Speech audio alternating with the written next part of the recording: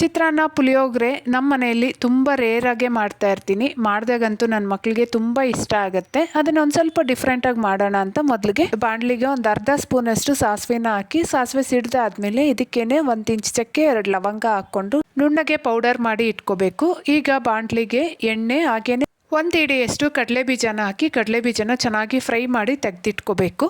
ಈಗ ಅದೇ ಎಣ್ಣೆಗೇನೆ ಅರ್ಧ ಸ್ಪೂನ್ ಸಾಸಿವೆ, ಅರ್ಧ ಸ್ಪೂನ್ ಜೀರಿಗೆ ಹಾಗೆ 1 ಸ್ಪೂನಷ್ಟು ಕಡಲೆಬೇಳೆ ಹಾಕ್ಕೊಂಡು ಚೆನ್ನಾಗಿ ಫ್ರೈ ಮಾಡ್ಕೊಂಡಾದ್ಮೇಲೆ ಕರಿಬೇವಿನ ಎಲೆ, ಖಾರಕ್ಕೆ ತಕ್ಕಂಗೆ ಹಸಿಮೆಣ್ಸಿನ್ಕಾಯಿ ಹಾಕ್ಕೊಂಡು ಎಣ್ಣೆಯಲ್ಲೇ ಚೆನ್ನಾಗಿ ಫ್ರೈ ಮಾಡ್ಕೋಬೇಕು. ಈ ರೀತಿ ಎಣ್ಣೆಯಲ್ಲೇ ಹಸಿಮೆಣ್ಸಿನ್ಕಾಯಿನ ಫ್ರೈ ಮಾಡೋದ್ರಿಂದ ಚೆನ್ನಾಗಿ ಖಾರ ಬಿಡುತ್ತೆ.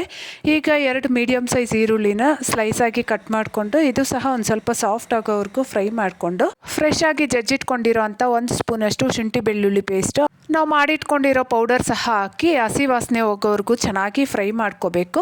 ಈಗ ಇದಕ್ಕೆ ಸಣ್ಣದಾಗಿ ಕಟ್ ಮಾಡಿರೋ ಅಂಥ 1 ಟೊಮೆಟೊ ಹಾಗೆ ರುಚಿಗೆ ಬೇಕಾಗಿರೋಷ್ಟು ಉಪ್ಪು, 1/4 ಸ್ಪೂನಷ್ಟು ಅರಿಶಿನ ಇಷ್ಟನ್ನು ಹಾಕ್ಕೊಂಡಾದ್ಮೇಲೆ ಟೊಮೆಟೊ ಚೆನ್ನಾಗಿ ಸಾಫ್ಟ್ ಆಗಬೇಕು, ಅಲ್ಲಿವರೆಗೂ ಫ್ರೈ ಮಾಡ್ಕೋಬೇಕು.